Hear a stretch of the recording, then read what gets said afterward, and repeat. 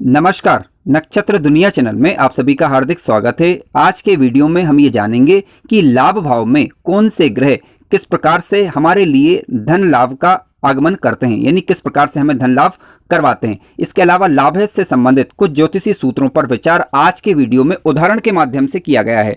यदि आप चैनल पर नए हैं तो चैनल को सब्सक्राइब अवश्य करें। आइए शुरू करते हैं।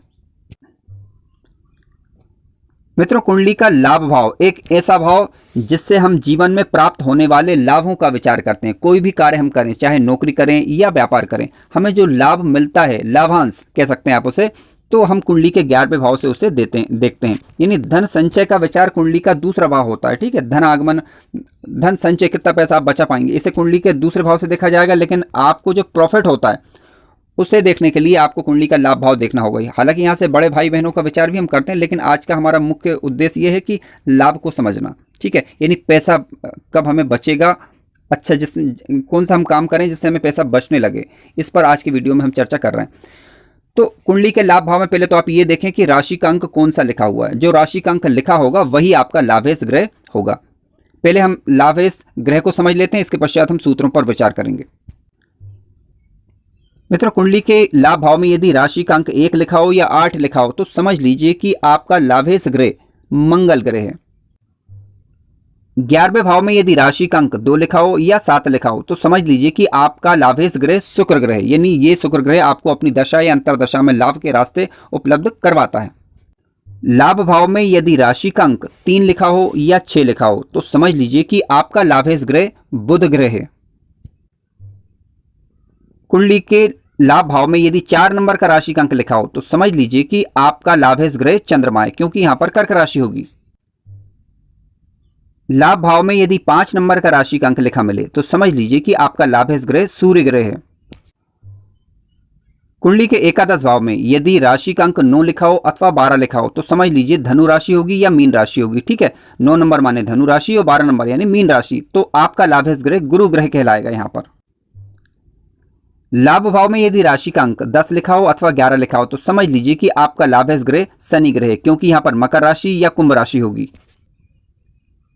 आइए आज के पहले सूत्र पर विचार करते हैं। यदि लाभेश ग्रह कुंडली के केंद्र के घरों में बैठ जाए, यानी पहले घर, चौथे घर, 7वें घर और 10वें घर, लाभेश ग्रह कुंडली के पहले घर, चौथे घर, 7वें घर या 10वें घर में बैठा हो तो लाभ की स्थिति अच्छी कही जाएगी। लेकिन ध्यान रखें कि लाभेश ग्रह स्वराशि, मित्र राशि या उच्च राशि का होकर बैठा हुआ होना चाहिए, पर्याप्त अंश बल के साथ।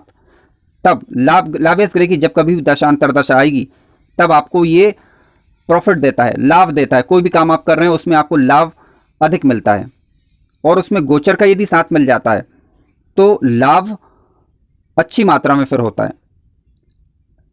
दूसरी बात, यदि मान लीजिए कि लाभेश ग्रह इन घरों में बैठा हुआ है, यदि इस लाभेश पर किसी अशुभ ग्रह की दृष्टि पड़ जाए तो उस लाभांश में कमी की ओर ही संकेत देता है।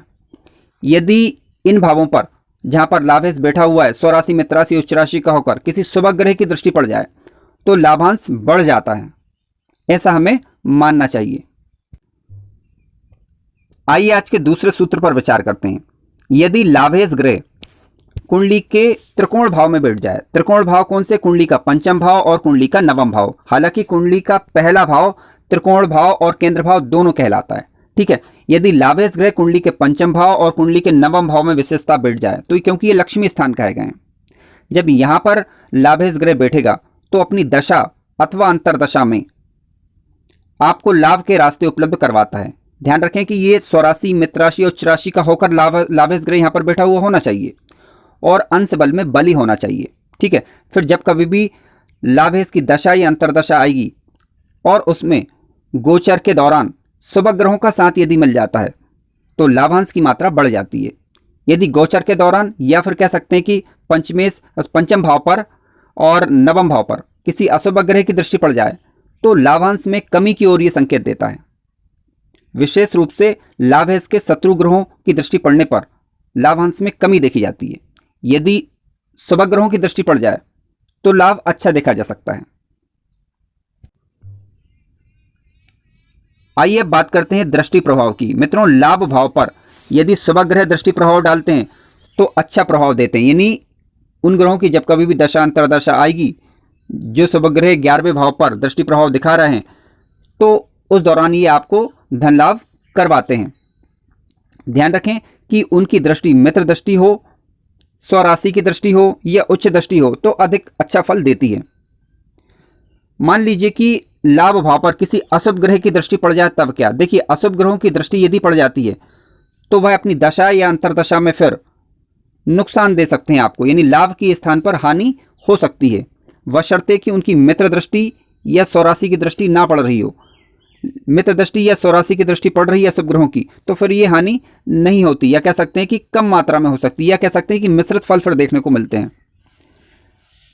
हालांकि यहाँ पर लाभ भाव में यदि शुभ ग्रह या अशुभ ग्रह उपस्थित हो जाएं तो लाभ के रास्ते खोलते हैं, लेकिन अभी यहाँ पर बात चल रही है दृष्टि प्रभाव की, ठीक है। तो अशुभ ग्रहों की दृष्टि हानि करवा सकती है और शुभ ग्रहों की दृष्टि आपको लाभ दे सकती है। अब ये निर्भर करेगा बहुत सारी बातों पर, जैसे कि उच्च राशि की दृष्टि पड़ रही है, मित्र राशि की दृष्टि पड़ रही है, स्वराशि की दृष्टि पड़ रही है, इन्हें भी हमें देखना होता है।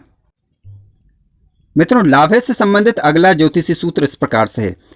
यदि धनेश और लाभेश दोनों लग्नेश के मित्र बन जाएं तो ऐसी स्थिति में फिर लाभ अधिक मात्रा में देखने को मिलता है। आइए इस सूत्र को हम उदाहरण के द्वारा समझ लेते हैं। मित्रों, यहाँ पर समझने के लिए मैंने एक कर्क लग्न की कुंडली ली हुई है। आप देख सकते हैं कि यहाँ पर लग्नेश चंद्रमा है जो कुंडली के 10वें भाव में बैठा हुआ है, ठीक है, और लाभेश ग्रह शुक्र ग्रह है जो कुंडली के लग्न भाव में बैठा हुआ है। धन भाव की बात करें तो धन भाव का स्वामी आपका यहाँ पर सूर्य बन रहा है, ठीक है, और सूर्य कुंडली के 90वें भाव में आकर बैठ गया है। अब यहाँ पर आप देख सकते हैं कि लग्नेश की मित्रता हो गई है, धनेश से भी मित्रता हो गई है और लाभेश से भी मित्रता हो गई है, ठीक है, यानी चंद्रमा का मित्र बन रहा है शुक्र ग्रह और सूर्य ग्रह भी तात्कालिक मित्र बन रहा है। तो ऐसी स्थिति में क्योंकि ये दोनों आपस में जो है वो लग्नेश के मित्र बन गए हैं तो अपनी दशा या अंतरदशा में ये आपको अच्छा लाभ देंगे, यानी धनेश आपके लिए धनागमन के रास्ते खोलेगा, धन संचय करवाएगा। और इसके अलावा लाभेश ग्रह की बात करें तो लाभेश ग्रह प्रॉफिट, जो किसी भी कार्य में हमें प्रॉफिट लाभांश जो होता है उसमें आपको यानी बचत करवाएगा आपकी।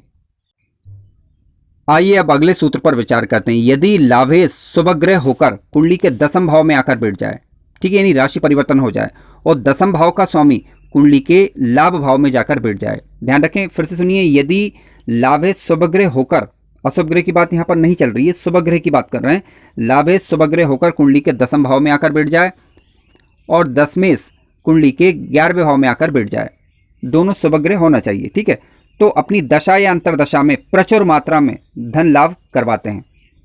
आइए उदाहरण के माध्यम से इसे हम समझ लेते हैं। मित्रों, यहाँ पर समझने के लिए मैंने एक तुला लग्न की कुंडली ली हुई है। आप देख सकते हैं कि दशमेश ग्रह यहाँ पर चंद्रमा बन रहा है और लाभेश ग्रह सूर्य ग्रह बन रहा है। इन दोनों ने यहाँ पर आपस में राशि परिवर्तन किया हुआ है, यानी दोनों नैसर्गिक रूप से शुभ ग्रह हैं।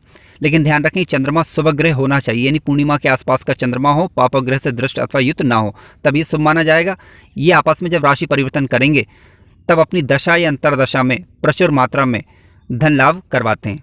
मित्रों, एक बात का ध्यान रखें कि आप कुंडली में लग्न दोष चेक कर लें। इसके लिए मैंने वीडियो चैनल पर बनाया हुआ है, आप अवश्य देखें, क्योंकि लग्न दोष होने पर किसी भी अच्छे योगों का लाभ हमें जीवन काल में नहीं मिल पाता। तो आप चेक कर लीजिए कि यदि लग्न दोष नहीं बन रहा है तो ऐसी स्थिति में फिर इस राशि परिवर्तन का श्रेष्ठ लाभ मिल सकता है। आइए अगले एक और राशि परिवर्तन की बात करते हैं जो कि लाभ से जुड़ा हुआ है। यदि लाभेश और नवमेश में आपस में राशि परिवर्तन हो जाए, ये दोनों आपस में शुभ ग्रह हों, इस बात का ध्यान रखें, आपस में ये राशि परिवर्तन कर लें तो अपनी दशा या अंतरदशा में अच्छा लाभ देते हैं। आइए उदाहरण के द्वारा इसे भी हम समझने का प्रयास करते हैं। मित्रों, यहाँ पर समझने के लिए मैंने कुंभ लग्न की कुंडली ली हुई है। आप देख सकते हैं कि यहाँ पर भाग्येश ग्रह यानी 90वें भाव का स्वामी ग्रह शुक्र ग्रह बन रहा है और लाभ भाव का स्वामी ग्रह गुरु ग्रह बन रहा है। इन दोनों ने आपस में राशि परिवर्तन किया हुआ है और दोनों नैसर्गिक रूप से शुभ ग्रह कहे जाते हैं, ठीक है। तो जब कभी भी शुक्र ग्रह या गुरु ग्रह की दशा या अंतरदशा आएगी तो ऐसी स्थिति में फिर ये हमें लाभ देते हैं। हालांकि हमें इनका अंशबल चेक कर लेना चाहिए और किसी अन्य अशुभ ग्रहों की इन पर दृष्टि है या नहीं, इस बात पर भी हमें विचार करना होगा। ध्यान रखें, जिन सूत्रों पर हमने विचार किया, जिन बातों की हमने चर्चा की, इन सारी बातों को समग्र रूप से देखने का प्रयास करें, क्योंकि कई बार होता ही है कि हम एक बात को आधार बनाकर निर्णय कर लेते हैं जो कि ठीक नहीं होता। मित्रों, वीडियो अच्छा लगा हो तो लाइक ज़रूर करें और चैनल पर नए हो तो सब्सक्राइब भी करें। धन्यवाद।